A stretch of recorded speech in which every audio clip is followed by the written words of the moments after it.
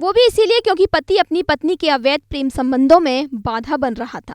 दरअसल जब ओमपाल को पता चला कि उसकी पत्नी के संबंध उसी के भाई के बेटे अभय से हैं, तो इसने इसका विरोध किया। कई बार दोनों के बीच झगड़ा भी होता रहता था, लेकिन पत्नी को ओमपाल का विरोध करना इतना नागवार गुजरा कि प्रीति ने अपने प्रेमी भतीजे के साथ मिलकर ओमपाल को रास्ते से हटाने की खौफनाक साजिश रच डाली।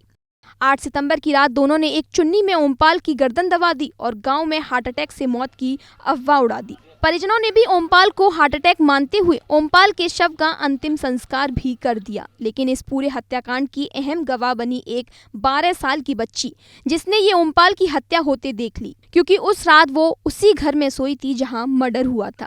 डरी सहमी बच्ची से जब पूछा गया कि आखिर वो इतनी डरी क्यों है, तब जाकर इस पूरे हत्याकांड से पर्दा उठ सका। फिलहाल पुलिस ने प्रीति और अभय को गिरफ्तार कर जेल भेज दिया है। वो भी इसीलिए क्योंकि पति अपनी पत्नी के अवैध प्रेम संबंधों में बाधा बन रहा था। दरअसल जब ओमपाल को पता चला कि उसकी पत्नी के संबंध उसी के भाई के बेटे अभय से हैं, तो इसने इसका विरोध किया। कई बार दोनों के बीच झगड़ा भी होता रहता था, लेकिन पत्नी को ओमपाल का विरोध करना इतना नागवार गुजरा कि प्रीति ने अपने प्रेमी भतीजे के साथ मिलकर ओमपाल को रास्ते से हटाने की खौफनाक साजिश रच डाली।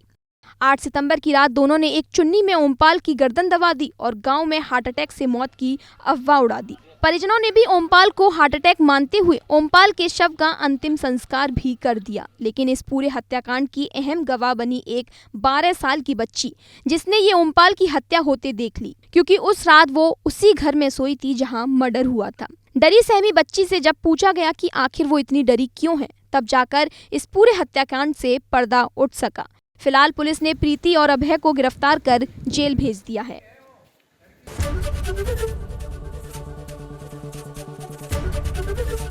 एबीपी गंगा, खबर आपकी, जुबान आपकी।